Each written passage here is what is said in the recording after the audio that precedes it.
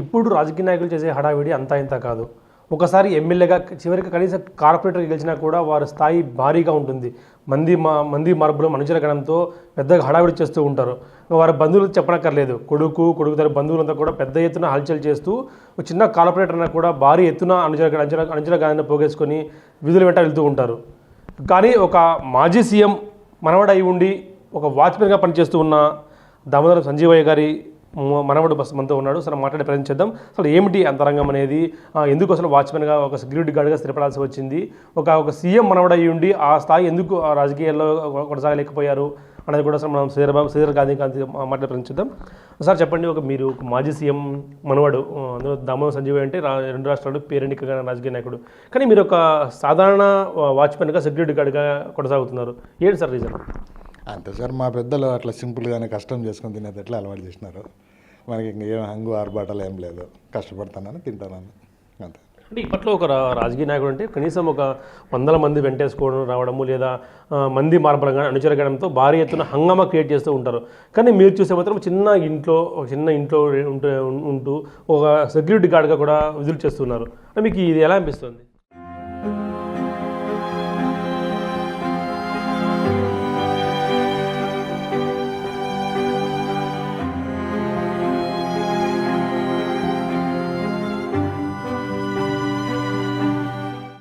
తప్పదు సార్, కడుపు కోసం తప్పదు. కానీ మా పెద్దలు నిజాయితీగా బతకాలని, నిజాయితీగా చేసుకోవాలని మాకు ట్రైనింగ్ ఇచ్చినారు. ఇదే మాకు అలవాటు అయిపోయింది. మీకు మాజీ సీఎం మనవడు అయ్యి ఉండి రాజకీయాల్లో కొనసాగకుండా ఎందుకు ఈ వేరే రంగాన్ని చూస్ చేసుకోవడం కానీ, ఆయన వారసత్వం ఎందుకు కొనసాగించలేకపోయారు? ఏమో ఇంట్రెస్ట్ లేదు సార్, రాజకీయాలు అంటే ఇంట్రెస్ట్ లేదు. మా పెద్దనాన్నగారు ఉండేవాళ్ళు, ఆయన మంత్రిగా ఎమ్మెల్యేగా చేసినారు. కర్నూలు జిల్లా మునుస్వామి గారని కర్నూలు జిల్లా కోడుమూరు ఎమ్మెల్యేగా చాలాసార్లు ఉన్నారు, మినిస్టర్గా కూడా ఉన్నారు. ఆయన తర్వాత మేము అంత ఇంట్రెస్ట్ చూపలేదు రాజకీయాలంటే. ఇంతవరకు అయితే ఏం లేదు సార్. మా ఫాదర్ అయితే కొద్ది రోజులు కాంగ్రెస్లో డిస్టిక్ కాంగ్రెస్ కమిటీ మెంబర్గా ఉండేవాళ్ళు.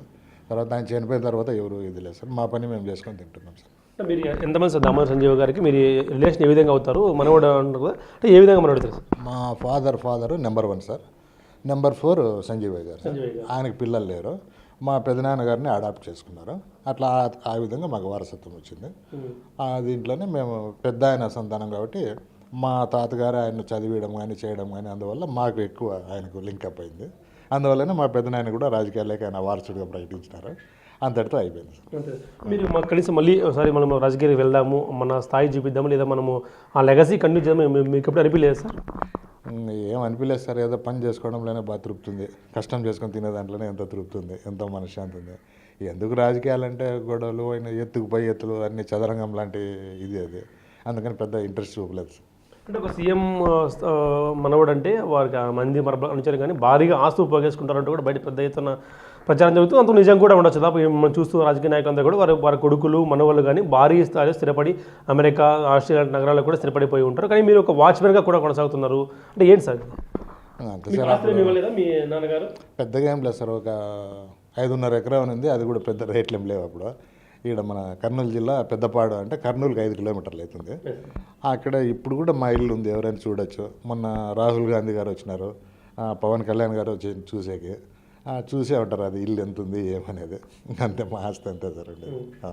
మీకు పెద్ద ఎత్తున ఆస్తులు కానీ పోగేసుకోవడం ఏం లేవు సార్.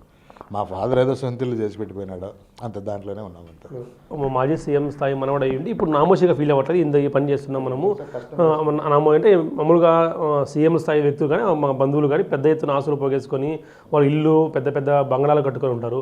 కానీ మీరు ఎప్పుడు నామోషిగా ఫీల్ అవ్వలేదు, చిన్న పని చేస్తున్నాం మనం అనేది ఏం కలగలేదు సార్. నాకేమో ఆత్మసంతృప్తి ఉంది, జాబ్ సాటిస్ఫాక్షన్ ఉంది, బాగానే ఉంది నా జీవితం. ఇప్పుడు కూడా మళ్ళీ ఏదో పోస్ట్ అడుక్కున్నాము రిటైర్డ్ అయినా కూడా.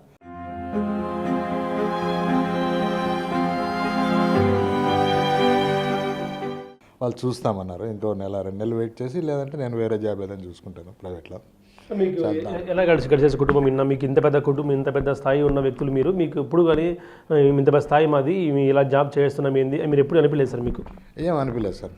ఆ రోజు కడుపు కాలింది, పోయినాను జాబ్కు, అంత చాలా హ్యాపీగానే ఉన్నాను. జాబ్ సాటిస్ఫాక్షన్ అయితే ఉంది. మీకు ఎప్పుడు రాజకీయం రావాలని మళ్ళీ మరొకసారి రావాలని అనిపించింది ఇప్పటికి కూడా? ఇంతవరకు అయితే ఏం అనిపించలేదు సార్, బాగానే ఉంది, హ్యాపీగానే ఉన్నాను. ఎందుకంటే రాజకీయం అంటే అదంతా ఇదే సార్, ఎత్తుకుపోయి ఎత్తులు అన్నీ ఉంటాయి. ఎందుకు మనకు ప్రశాంతంగా ఉందామనే ఇది కూడా ఒకటి ఉంది నాకు. చాలా బాగానే ఉంది జీవితం. అంటే మీ తాతగారు భార్య ఒక ముఖ్యమంత్రి, మరో అందులో పిసిసి అధ్యక్షుడిగా పనిచేశారు, రాష్ట్ర ఉమ్మడి ఆంధ్రప్రదేశ్కు పిసిసి అధ్యక్షుడిగా పనిచేశారు. అనేక పదవులు, మీకు పదవులు కొత్త కాదు. కాకపోతే ఇంత చిన్న స్థాయిలో చిన్న ఇల్లులో నివాసం ఉండడం కానీ ఇవన్నీ మీకు ఎలా అనిపిస్తుంది? నాకేం అనిపించలేదు సార్, బాగానే తృప్తిగానే ఉన్నాను. చాలా కష్టపడితేనే మనకు, కష్టపడి తినేది నాకు బాగా ఆత్మసంతృప్తి ఉంది. ఎందుకు పెద్ద పెద్ద అమౌంట్లు పెట్టుకొని అవన్నీ ఎందుకు, పెద్ద పెద్ద ఆస్తులు ఎందుకు, ఉన్న చిన్న దాంట్లోనే తృప్తిగా బాగానే ఉంది నాకు. నేను హ్యాపీగానే ఉన్నాను. మీ మొత్తం కుటుంబ నేపథ్యం చెప్పండి సార్. మీ పిల్లలు ఇప్పుడు ఏం చేస్తున్నారు? ఎంతమంది పిల్లలు మీకు అయితే మీ ఎవరైతే దమ్మల సంజీవయ్య గారికి వారసత్వంగా వచ్చిన వాళ్ళంతా ఇప్పుడు ఎక్కడ వేసమంటారు వాళ్ళంతా? వాళ్ళు మొత్తం 4 అన్నదమ్ములు సార్ సంజీవయ్య గారు వాళ్ళు. మీ తాతగారు పెద్ద ఆయన మా ఫాదర్ ఆయన కాలం చెందినారు. వాళ్ళు ఇప్పుడు 4 లేరులేండి. ఒక ఆయన వారసులు హైదరాబాద్లోనే ఉన్నారు సార్. ఒక ఆయన వారసులు ఇక్కడ కర్నూలులో ఉన్నారు కొంతమంది. అదే రాధాకృష్ణ గారు అని ఒకసారి వీళ్ళు బీబీసీ వాళ్ళు కూడా ఇంటర్వ్యూ చేసినారు ఆయన. వాళ్ళంతా మా అన్నదమ్ములే. పెద్ద కనెక్షన్స్ అయితే లేవు. ఏదో మెయిన్ ఏదో సందర్భాలు ఫంక్షన్లు ఉంటే కలుసుకుంటాం, లేదంటే లేదు. మీకు ఎలా ఉంది సార్? మీకు ఎంతమంది సార్ మీ పిల్లలు? మీ సంతానం ఎక్కడ? నేను ఇదే సార్, నా కొడుకు బీటెక్ ఇక్కడే మన మహీంద్ర కంపెనీలో ఉన్నాడు ఇంజనీర్గా. అంతే సార్, ఒక్కడే కొడుకు. మీ పిల్లలకు కూడా పిల్లలు సార్? ఇంత పెద్ద మా వంశం మాది, రాజకీయ చరిత్ర వంశం మాది. మీకు ఎప్పుడే కానీ పిల్లలకు కూడా ఈ ఆలోచన కలగలేదా? ఆ రోజు ఆర్టీవీ వాళ్ళు ఇంటర్వ్యూ చేసింటేనే మాకు మర్యాద పోయినట్లుంది, మా నాయన ఇంటర్వ్యూ ఇచ్చినాడని చెప్పి ఫీల్ అయినాడు ఆవిడ. నేను వర్ణాంతర వివాహం సార్. నా భార్య వాళ్ళు రెడ్డి కమ్యూనిటీ. నేను లవ్ మ్యారేజ్ చేసుకున్నాను. అది మీ పిల్లలకు కూడా కలిగిందా? రాజకీయాలకు వెళ్దాము అనిపించిందా సార్?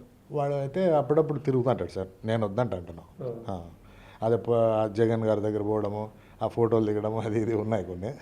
నేను వద్దంటాను. వద్దరం మనకు పని చేసుకుని తింటే చాలు, ఏం వద్దామని అంటున్నాను. ఎందుకంటే మన దగ్గర పెట్టుబడులు ఉండాలా, డబ్బులు ఉండాలా. డబ్బులు అంటే పదవులు వస్తాయి. ఇప్పుడంతా కొనే పనే కదా. అట్లా అందుకని పెద్ద ఇదేం లేదు సార్. నేను వద్దంటాను మా వాడిని. మీరు మీతో ఒకప్పుడు ఫోటోలు దిగిన వాళ్ళు మీ అపార్ట్మెంట్ కోసం, మీ తాతల అపార్ట్మెంట్ కోసం వెయిట్ చేస్తారు. మీరు ఇప్పుడు ఫోటో దిగినప్పుడు కానీ వేరే వాళ్ళు వెంట తిరిగినప్పుడు కానీ ఏమనిపిస్తుంది సార్ మీకు? నేనేం తిరగలేదు సార్ ఎప్పుడు. కొద్ది రోజులు అప్పుడు పూర్వం పాత కాంగ్రెస్ ఉన్నప్పుడు కొద్ది రోజులు ఇంట్రెస్ట్ తిరిగినాము, అట్లా అంతే. మళ్ళీ ఎప్పుడు లేదు. అంటే వ్యక్తిగతంగా వీళ్ళు మంచివాళ్ళు కదా, బీనారాయణ రెడ్డి, ఎర్సాం రెడ్డి అని, అట్లా వాళ్ళ తరఫున తిరిగినాం సార్ అంతే. వాళ్ళు వ్యక్తిగతంగా మంచివాళ్ళు కాబట్టి తిరిగినాం అంతా. మీకు ఇప్పుడు కాంగ్రెస్ పార్టీ భరోసా ఇప్పుడు ఆఫర్ ఇచ్చింది సార్? ఏమన్నా ఇటీవల రాహుల్ గాంధీ వచ్చినప్పుడు కానీ ఎప్పుడైనా ఆఫర్ ఇచ్చింది? ఏమన్నా భరోసా రాండి, మీరు మీ తరం రండి, మీ వంశం అంతా రాండి సార్, మీ పెద్ద చరిత్ర కుటుంబం మీదే. ఏం లేదు. అప్పుడు మా కర్నూలులో మా ఇంటికి కోట్ల విజయభాస్కర్ రెడ్డి గారి ఇంటికి ఆయన రాహుల్ గాంధీ వచ్చిపోయినాడు ఒకసారి. ఎలక్షన్లో వచ్చినారు. ఒకసారి పవన్ కళ్యాణ్ గారు వచ్చినారు. అంటే మా ఇల్లు చూసిపోయినారు. ఆయన కూడా ఏదో అది అంతా ఎగ్జిబిషన్ లాగా పెడతాము, పార్క్ లాగా పెడతాము ఏదో అని చెప్పేసి పోయినారు. అంతవరకే సార్. అప్పుడు ముందు ఎలక్షన్లు కాక ముందు ఎలక్షన్లు అప్పుడు జరిగింది ఇది. తర్వాత అయితే ఏం లేదు సార్, ఏం వాయిస్ ఏం లేదు. మీకు ఇప్పుడు చూస్తే ఒకవేళ మీకు మాజీ రాజకీయ కుటుంబంగా చూస్తే ఇప్పుడు పరిపాలన కానీ, ఇప్పుడు ప్రభుత్వాలు కానీ, ఇప్పుడు కాంగ్రెస్ తీరు కానీ ఎలా మారిందో అలాగే ఉందా సార్? మారినట్టే ఉంది సార్. మారింటేనే కొంచెం సీట్లు కూడా పెరిగినాయి కదా ఈ మధ్యన. అక్కడ నార్త్ బాగా పెరిగినాయి, సౌత్ తగ్గిపోయింది. ఇంకా రాలేదు, ఇంకా పుంజుకోవాలి సార్. మీకు ఇష్టం సార్ కాంగ్రెస్ పార్టీ? మీకు ఇంకా ఇష్టం ఉందా? ఫస్ట్ నుంచి ఉండేది అదే కదా సార్. తర్వాత అన్నీ పుట్టుకొచ్చినాయి. ఫస్ట్ నుంచి మా తాతగారు కూడా దాంట్లోనే కదా ఉన్నది. దాంట్లోనే పదవులు ఇచ్చినారు వాళ్ళు సగౌరవంగా. నెహ్రూ గారి పూజ గదిలోకి డైరెక్ట్గా పోయేవారు మా తాతగారు, వితౌట్ అపాయింట్మెంట్. అట్లా ఉన్నాయి కదా మాకు కూడా, వాళ్ళకి గౌరవాలు ఇచ్చినారు కదా. ఇప్పుడు రాజకీయాలు చూస్తే మీకు ఏమనిపిస్తుంది సార్? ఇటు టీడీపీ కానీ వైసీపీ కానీ, ఇటీవల టీడీపీ గెలవడం కూడా చూస్తే మీకు ఏమనిపిస్తుంది సార్? అదే ఇంకా మీకు తెలియదు ఏంది సార్, అన్నీ మీకే ఎక్కువ తెలుసు మాకంటే. మీకు ఏమనిపిస్తుంది మాజీ రాజకీయ కుటుంబంగా పిలుస్తుంది మీరు?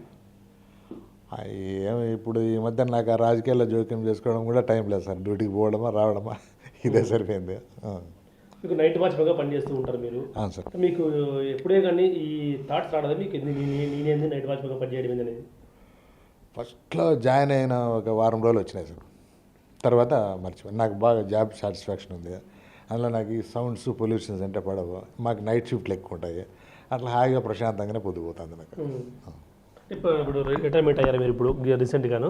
ఇప్పుడు రిటైర్మెంట్ ప్లాన్స్ మరి మరొకసారి ఏమన్నా కొడుమూరులో, ఎందుకంటే కొడుమూరు అనేది ఒక ఎస్సీ రిజర్వ్ నియోజకవర్గము మారింది. మా కర్నూలులో ఉన్నాయి, అనంతపూర్లో కూడా ఎస్సీ వర్గాలు ఉన్నాయి.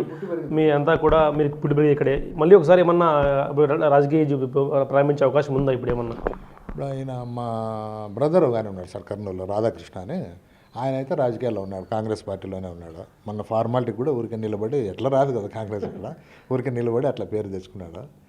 వాళ్ళు ఏమన్నా చెప్పలేము సార్. మీరు మీరు మీ వైపు నుంచి ఇప్పుడు మా పెదనాయన కూడా మాజీ మంత్రి అన్నీ ఉన్నాయి, వాళ్ళ పిల్లలు కూడా ఉన్నారు, హైదరాబాద్లో ఉన్నారు. వాళ్ళు కూడా ఏమంత ఇంట్రెస్ట్ లేరు రాజకీయాల్లో. మీరు మీరు సార్ నాకైతే ఏం పెద్దగా ఇంట్రెస్ట్ లేదు సార్. ఇప్పుడు జీవితం అంతా జీవితంగా ఎందుకంటే మన దగ్గర ఏం పెద్ద డబ్బు లేదు.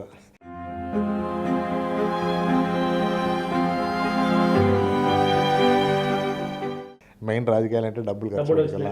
పాత రాజకీయాలు వేరు, డబ్బులు అటు నుంచి వస్తాయి సార్. మీ తాతగారి ఫోటో మీరు ఇప్పటికీ పెట్టుకొని పూజిస్తూ ఉంటారు, మీరు మీ తాతగారు చూసినప్పుడు ఏమనిపిస్తుంటారు సార్? మాకేమో గర్వంగానే ఉంటుంది సార్, బతికితే అట్లే బతకాలి. ఆయన కూడా అదే చెప్పేవాళ్ళు, నిజాయితీగా ఒక పూట పస్తున్నా కూడా ఒక పూట తిన్నా కూడా నిజాయితీగానే బతకండి అని చెప్పినాడు. కాబట్టి మేము ఈ రోజుకి అదే పద్ధతిలోనే పోతున్నాము, హ్యాపీగానే ఉంది సార్. ఆయన కూడా అదే చెప్పారు. మీరు చూసారా సార్ మీ తాతగారితో మీకు అనుమానం ఉండేది సార్? మీకు ఏమన్నా? ఆయన నన్ను చూసినారు కానీ నాకంత గుర్తులేదు సార్. పిసిసి అధ్యక్షుడి హోదాలో అప్పుడు ఇక్కడికి వచ్చినారు అనంతపూర్కి ఒకసారి. వచ్చి మమ్మల్ని చూసి మా ఫాదర్ని తిట్టి ఒక 2 ఫ్యాన్లు కూడా వేయించిపోయినారు అక్కడ. మా తాత వాళ్ళు వెళ్ళింది అవతలసింది, ఇప్పుడు లేదు, అమ్మేసినారు. అట్లా వచ్చిపోయినారు, 2-3 సార్లు వచ్చి నన్ను చూసిపోయినారు. నాకైతే పెద్ద గుర్తులేదు. మీ నాన్నగారు మీకు ఏం చెప్పేవారు సార్? మీ నాన్నగారు కానీ అనుబంధం గురించి కానీ మీ తమ్ముడు సంజీవ్ గారితో ఉండే అనుబంధం ఏం చెప్పేవారు సార్? అదే ఆయన వల్లే ఈరోజు మా ఇంట్లో లైట్ వెలుగుతుంది, మేము ఉన్నామంటే కారణం ఆయన వేసిన లైటే, ఆయన వల్లనే. అయితే చదవండి, కష్టపడండి, ఉద్యోగాలు సంపాదించుకోండి, అంతే, ఇంక వేరే ఏమవుతుందని చెప్పి. రాజకీయంగా ఇప్పుడు ఎలాగదని చెప్పలేదు మీకు సార్? ఏం సలహాలు అయితే ఇవ్వలేదు. మా పెద్దనాన్న గారు అయితే ఉన్నారు సార్, మొన్నటి రాజకీయాల్లో ఉన్నారు, ఇప్పుడు లేరు. మళ్ళీ కొద్ది రోజులు ఆయన ఎందుకో, వీళ్ళు అక్కడ 2 వర్గాలు ఉన్నాయి సార్. ఈ బైరెడ్డి గారి వర్గం ఉంది, కోట్ల గారి వర్గం ఉంది. మా పెద్దనాయన వాళ్ళు బైరెడ్డి గారి వర్గము, ఆయన చంపేసారు కదా, శేషేన్ రెడ్డి అని, ఆయన చంపేసారు. అట్లా వీళ్ళు కొంచెం మెత్తగారు. తర్వాత కొద్ది రోజులు కేఈ కృష్ణమూర్తి గారు వీళ్ళంతా ఒకటే అప్పుడు ఫస్ట్ కాంగ్రెస్లో. వాళ్ళ ఫాదర్ మాదన్న గారు కూడా మంత్రిగా అట్లా ఉండేవాళ్ళు, ఎమ్మెల్యేగా. అట్లా వాళ్ళ సలహా మేరకు టీడీపీలో చేరినారు సార్ లాస్ట్ మూమెంట్లో. ఆ తర్వాత చనిపోయారు హెల్త్ బాగాలేక. ఆ తర్వాత ఇంకెవరు అనుకోలేదు. ఒకవేళ మీరు ప్రజెంట్ రాజకీయాలు చూస్తే, చివరిగా చెప్పండి, ప్రజెంట్ రాజకీయాలు చూస్తే మీకు ఏమనిపిస్తుంది? రాష్ట్రంలో కానీ దేశంలో కాంగ్రెస్ పార్టీ మరోసారి పుంజుకునే అవకాశం ఉందంటారా? ఇక్కడైతే అనుమానం సార్, ఇక్కడ మన ఆంధ్రప్రదేశ్లో డౌటే. ఎందుకంటే బంగారట్ల రాష్ట్రాన్ని విభజించినారు, మనకు జాబ్స్ అవకాశం లేకపోయింది. ఇంక ఇక్కడ ఆంధ్ర వాళ్ళ మధ్యలో మనం ఏం కాంపిటీట్ చేస్తామో, వాళ్ళతో ఏంది పోటీ పడతామో, ఏడు ఉద్యోగాలు వస్తాం మనకు. ఒకసారి అప్పుడు విడిపోయిన తర్వాత ఎస్ఐ పోస్టులు ఫిలప్ చేసినారు సార్. 880 పోస్టులు అయితే 80 పోస్టులు ఇచ్చినారు మనకు రాయలసీమకు. అట్లా ఉంటుంది అది, ఎందుకంటే అక్కడ అన్నీ భారీగానే ఉంటాయి.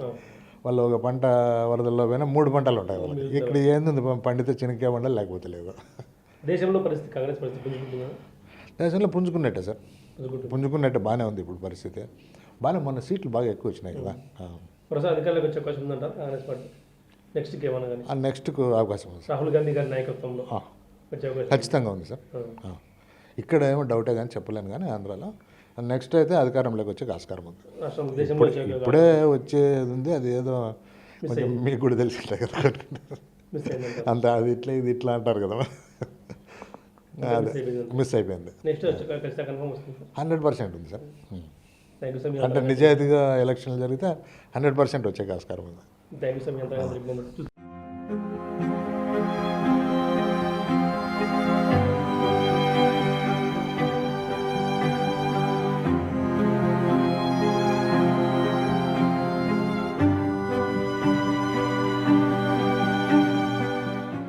మాజీ సీఎం వారసత్వం అయి ఉండి, మనవడు అయి ఉండి కూడా సింపుల్గా ఒక చిన్నపాటి వాచ్మెన్ ఉద్యోగం స్థిరపడిపోయి మాకు ఇదే చాలు, మాకు ఇదే హ్యాపీగా ఉందంటూ కూడా, మేము రాజకీయాలకు వచ్చే అవకాశం లేదు, మాకు ఇంకా ఇదే మాకు హ్యాపీగా ఉంటాం, మీ ఇదే జీవితాన్ని కొనసాగిస్తామంటూ కూడా చెప్తున్న పరిస్థితి నెలకొంది. ఇప్పుడు ప్రసాద్ బిగ్ టీవీ అనంతపురం నుంచి. For more videos like this, subscribe Big TV channel.